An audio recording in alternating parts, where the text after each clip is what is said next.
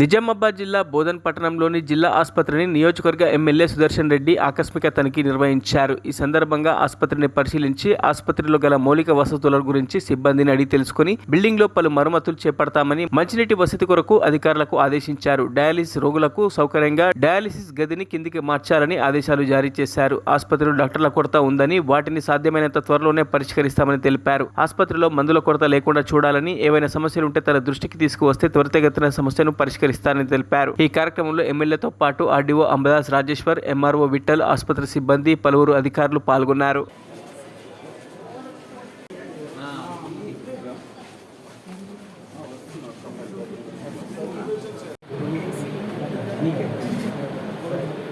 మన బోధన్ ప్రభుత్వ హాస్పిటల్లో 100 బెడ్ హాస్పిటల్లో అవుట్ ఆఫ్ 17 డాక్టర్స్ ఉండాలి. ప్రస్తుతానికి ఇంకా ట్రాన్స్ఫర్ వచ్చే వాళ్ళు ఉన్నారు కాబట్టి 8 to 10 డాక్టర్స్ ఉన్నారు. ఇప్పుడు 8 ఉన్నరికి కొత్తగా ఇద్దరు వస్తూ ఉన్నారు. అదేవిధంగా ఇక్కడ వచ్చిన తర్వాత డాక్టర్స్తో కానీ కన్సర్న్ సిస్టర్స్తో కానీ డిస్కషన్ చేసిన తర్వాత మెడిసిన్స్ కానీ ఎక్విప్మెంట్స్ కానీ ఏం ప్రాబ్లమ్స్ లేవు. ఒకటేమో ఈ గైనకాలజీ డాక్టర్స్ పోయారు. గతంలో 300 కేసులు చేస్తున్నారు.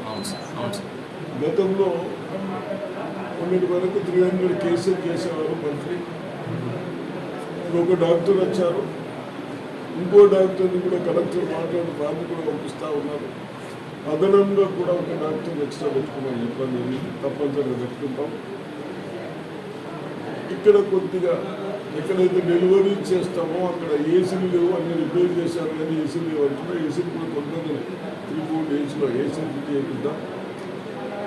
ఓల్డ్ బిల్డింగ్ అయ్యేపటికే లీకేజెస్ వస్తూ ఉన్నాయి. స్లాబ్ అక్కడక్కడ పడే ప్రమాదం ఉందంటే నేను చూసి కన్సల్ట్ అధికారులకు చెప్పి ఎంత తొందర అవుతుందో అంత తొందరగా చేయమని చెప్పడం జరుగుతూ ఉంది.